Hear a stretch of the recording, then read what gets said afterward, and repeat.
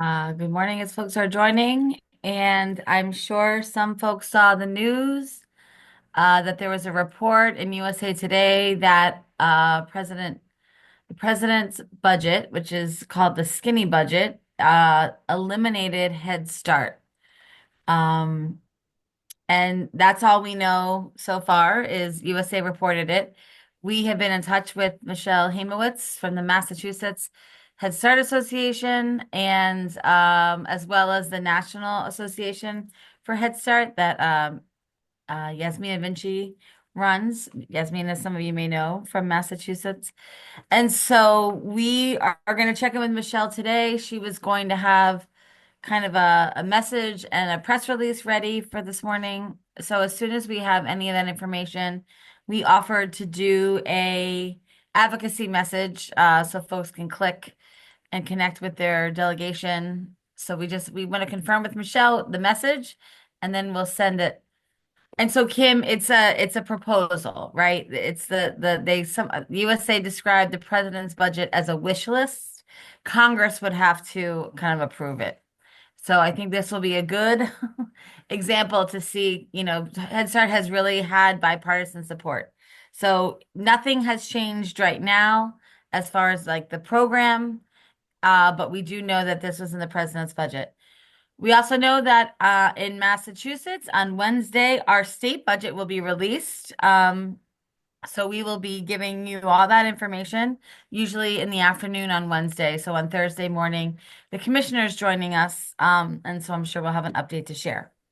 But this morning, we're so excited to have Isabelle with us this morning. And so, Isabelle, if you could tell us a little bit about you and how you came to be in your current role, and tell us more about your work. Yeah, thank you, Amy. And this news about Head Start actually is a really good segue to my own background, because early childhood education quite literally changed my own trajectory and my own personal life. And I was raised in the equivalent of a Head Start center in France.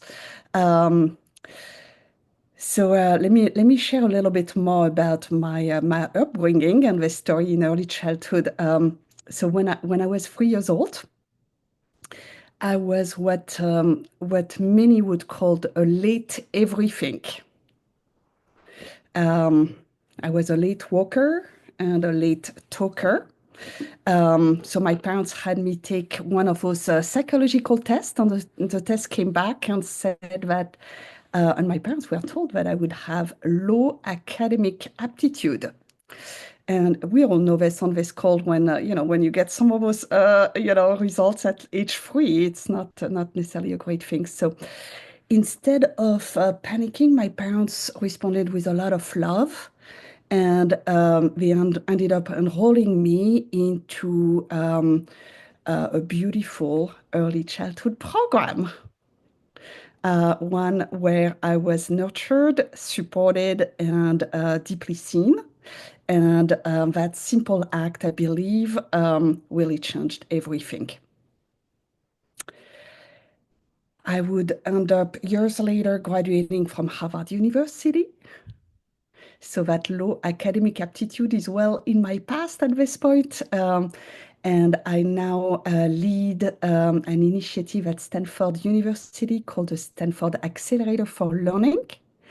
And maybe some of you know one of the big centers that's under the umbrella of the Stanford Accelerator for Learning called the Stanford Center on Early Childhood at Stanford University.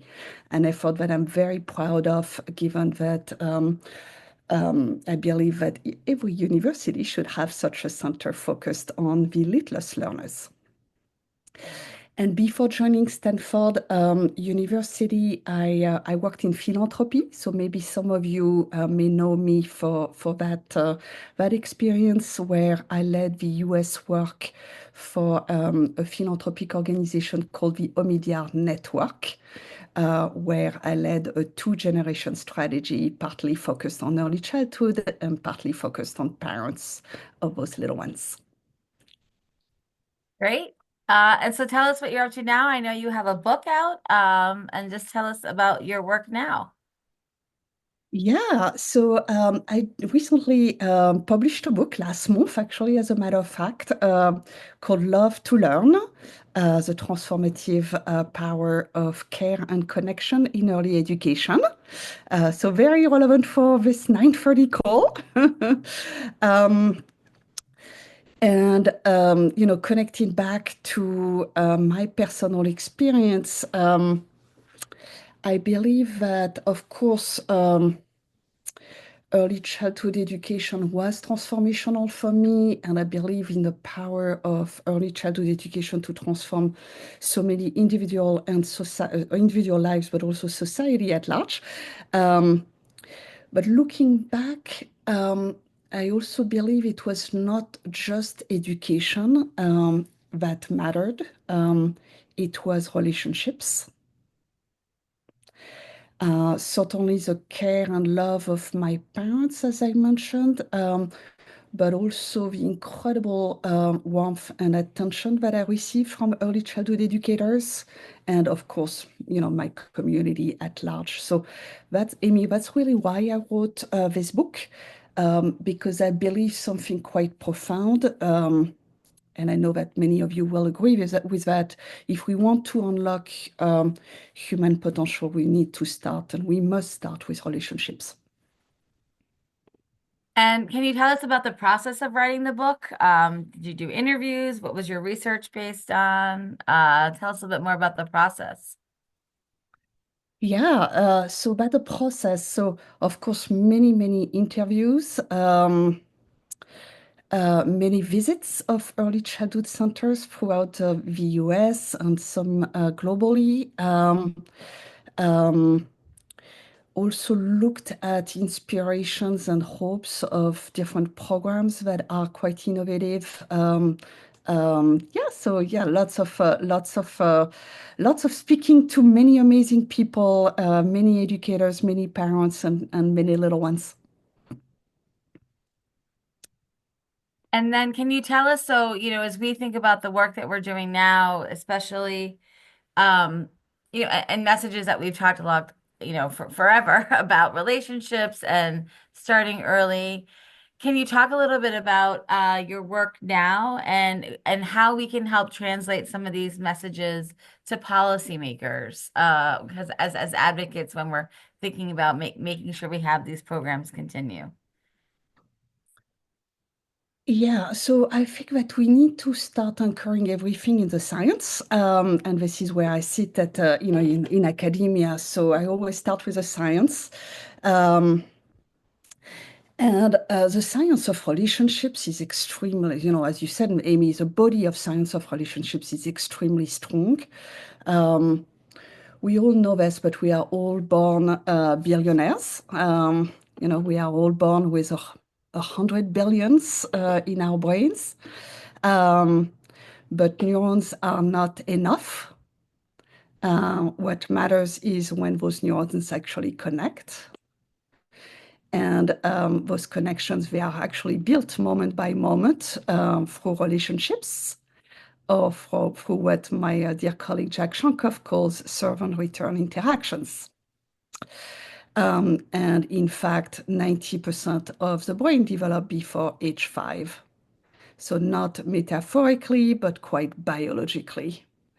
And most of you on this call would know this, but I think it needs to be reiterated with policymakers that the brain is never more plastic, more ready to be shaped than in those early years of life. And we know this from one of my favorite examples of this is from the heartbreaking studies of Romanian orphanages in the 1970s and 80s, where children were raised in extreme neglect, anywhere between 100,000 and 500,000 of those little ones.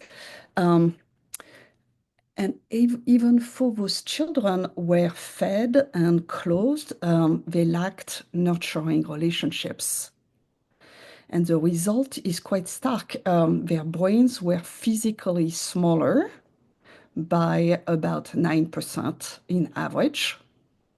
And many had severe developmental delays and long-term emotional challenges. So what wasn't what it's not that what was missing there was food or anything like this. What was really missing is love. The simple, very human, very bipartisan ingredient that we all work on in early childhood education.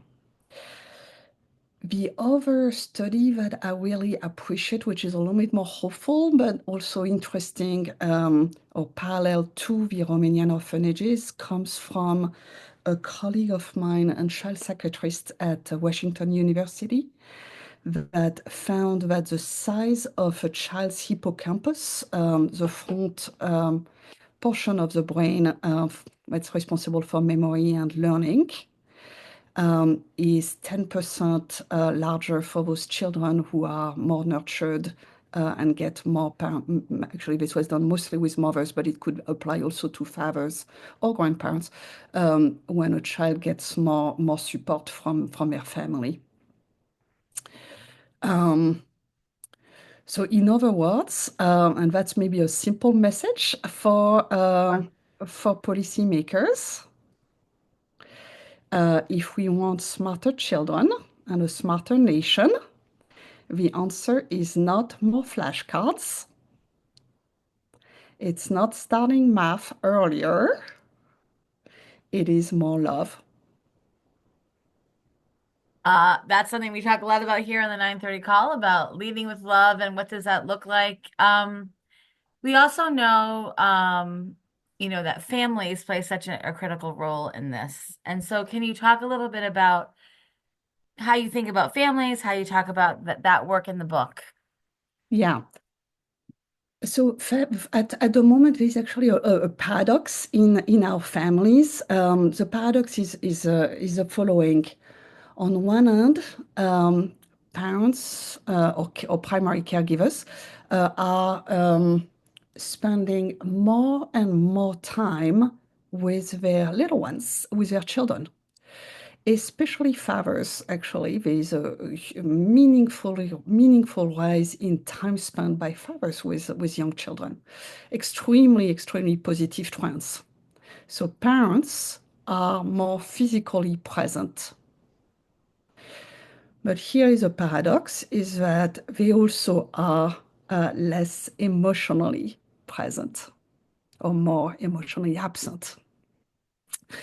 So if any one of you wants to do this little experiment after our call, you can check on your device how many times you picked it yesterday or last week, as a matter of fact.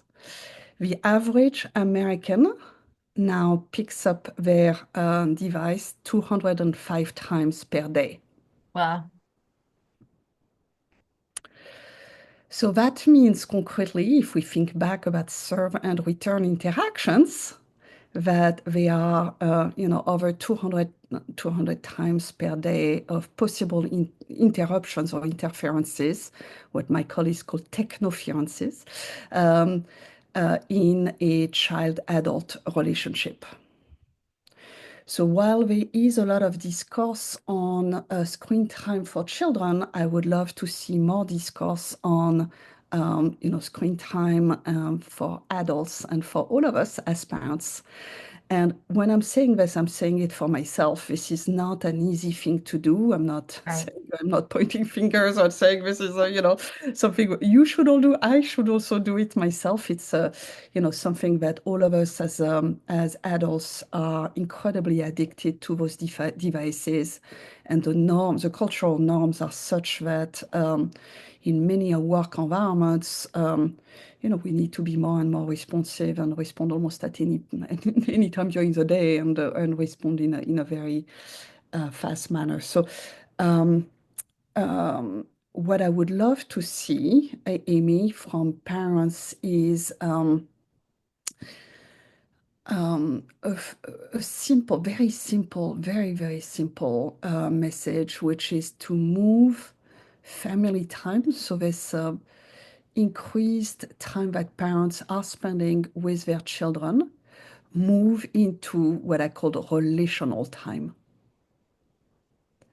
And it might not be the entirety of the time spent, but at Right. least a portion being dedicated to zero device free zones or very special moments uninterrupted of play and deep connections with the little ones. Play is something we talk about a lot on this call as well. We have two questions that came in through the chat. So first, how does a working parent, particularly a single working parent, reconcile being present with their child and having to work long hours and not to be exhausted and taking care of everything? And then the other comment was the anxious generation, how the great rewiring of early of childhood is causing an epidemic of mental illness. Recommended to me also dives into the screen time aspect of the challenge. So how do we think? And there's also people agreeing with you and thinking about their own behavior in some of this. So what? How do you think about for a parent, who's exhausted, and how do you kind of make that time for that relationship? Yeah, the good news here, Amy, from the science and the research is that it's quality that matters more so than quantity. So for working parents, um, really remembering that again, this is this quality piece that's essential, and those very even a few minutes may matter. So even for very, very busy parents, this is really ensuring that those very special moments are preserved. It doesn't need to be um, uh, uh, hours or full day. Right. This is really the ability to reconnect. Now it's harder as this really great question from Kira is when we are exhausted. So Right. the piece that's concerning me too, like Kira asked in her question, is the piece when we are exhausted, because that's much more complicated for any one of us to be present and to be fully present when we are tired. I don't have a good answer to that, outside of emphasizing to parents that this is really what matters the most is being fully emotionally present for for our children, even a few minutes a day, and trying Mhm. to preserve. And it needs to be adjusted for schedules. It could be morning, it could be evening, depending on work schedules. It could be bath time, it could be dinner. It has, it has to obviously work for different family schedules. Right. I love this question in chat from Maridel. Love means something different in different cultures. Do you talk about that in the book? I speak a little bit about it through the angle of so one is global. There are different cultural norms regarding families around our planet, and certainly sense of community that's much stronger in other cultures outside of the US. Um, I also speak a little bit about it in how the sense of family, what a family means, is also shifting. Sure. Um, we used to have this norm in the US in the 1960s, 70s, 80s, and still today in many ways of nuclear families. And nuclear families at this point are actually a minority of two parents with two children. That is actually more and more of a myth. It's a minority in our society. So I speak a lot about those trends in the book.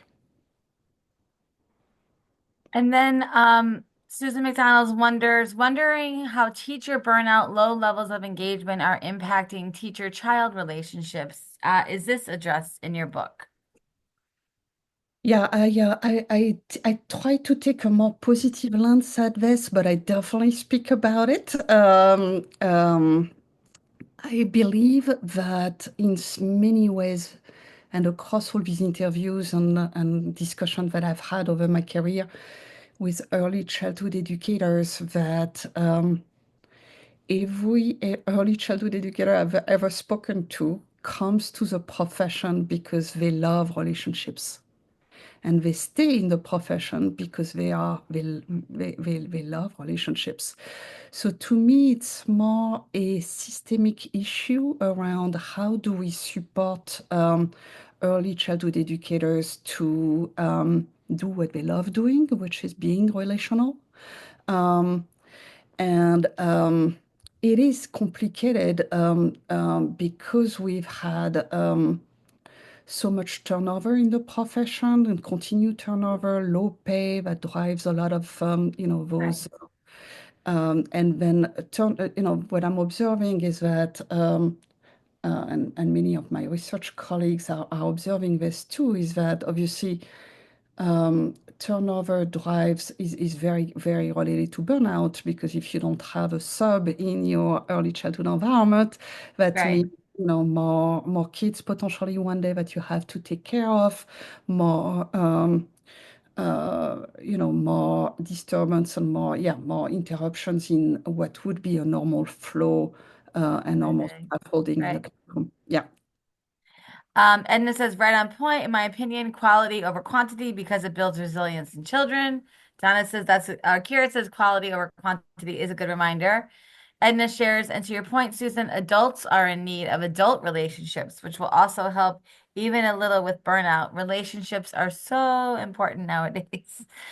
Um, You know, so this true. call started in March 2020, as we were in the beginning throes of the pandemic and has continued. So, we think a lot about community and having places to kind of talk with folks.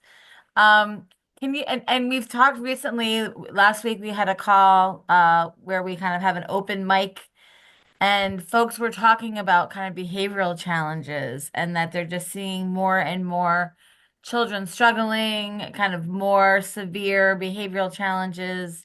Can you talk a little bit that, plus when you think about the 5-year-olds today were born in 2020 and you think about their trajectory of childhood.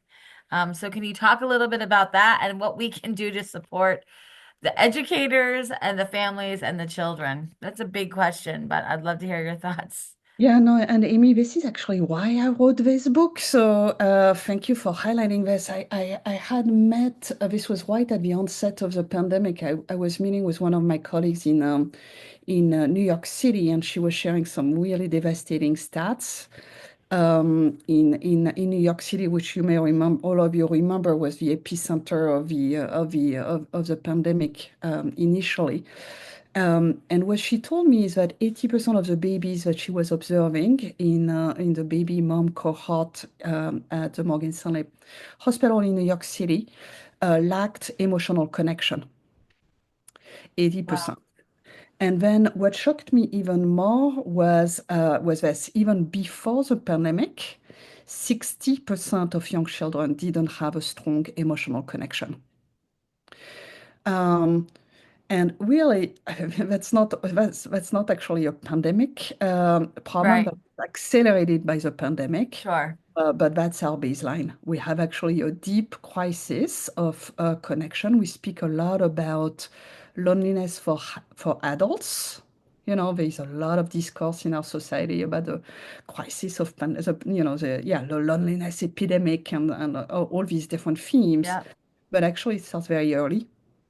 And all these concerns that you are alluding to about challenging behaviors, I'm hearing this as well from every every early childhood setting that I'm visiting. Yeah.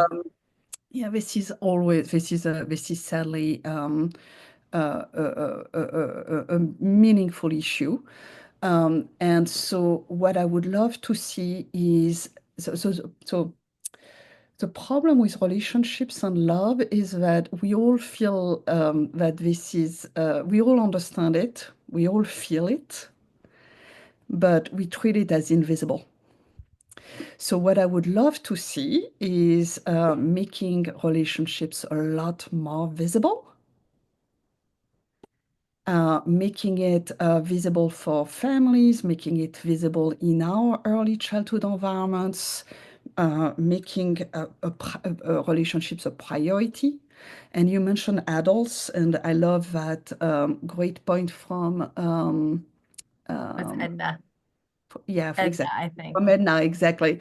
Um, um, about adult relationships because it's certainly the teacher to teacher, but also it's teacher to parent or child to family. All those connections, and obviously with the community at large, all those relationships matter.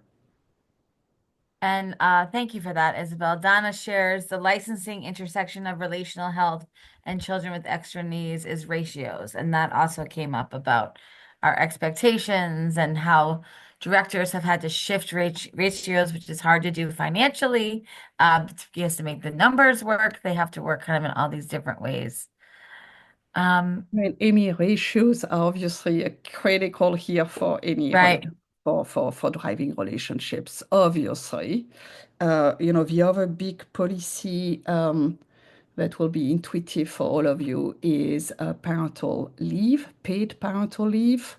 Also Yep. very intuitive to forge relationships early on. I mean, all these policies that we have been advocating in early childhood for a long time, but making them more relationship based, that's Right. what I would love to see. Mm. Sammy added earlier in the chat that about kind of being present for children. I struggle with this as well. I've started including my 9-year-old in the things I need to do. She cooks with me and we play music and we both enjoy while we tidy up together. So thank you for that, Sammy. And Isabel, we often say that the 9:30 call happens and we didn't know that we needed it. But I think just the way that your research is incredible and I think is very timely for especially folks who are doing this work every day, to maybe take a half an hour to take a bit of a deep breath and remember why we're doing this, why we're fighting so hard for young children and families. What is the world that we want to create for them? So I'll give you the last word. Anything else you think we should know? Yeah, so a lot of my work at Stanford University right now is focused on artificial intelligence. Okay. Wow. Yep. And not only for little ones across the lifespan, and a lot of my work is on K-12 and adult learning. Yep. But I believe that in a world where I see rising artificial intelligence, our humanity will be our superpower. Uh, and so we need to focus on relational intelligence. Thank you so much, Isabel. We're so glad you were able to join us. This has been a long time in the works. So we're glad that we found a date. And where are you? Are you in California? I am based in California. Yeah, Isabel, so it was 6:30 a.m. for the 9:30 call. So we appreciate that even more. exactly. I hope I was actually You somewhat did. coherent. You did great. We recorded the call this morning. I'm sure folks will want to share it with others. Thank you so much for joining us. And thank you, Carolyn Lyons, for connecting us. It was great to have you on this morning. Please come back anytime. Please listen in whenever you can. And we will see folks tomorrow on the 9:30 call. I put the schedule in chat. Tomorrow we're going to hear from Aditi and Christy, which will be a great kind of continuation of this conversation. Wednesday, we'll hear from 4 more of our Advocacy Network participants. And then Thursday, we will have Commissioner Kershaw on, and that will be translated into Spanish and Portuguese. So we will see you on the 9:30 call this week. Thank you so much. Thank you all. Thank you, Amy. Thank you, Cal. Bye bye. Bye bye.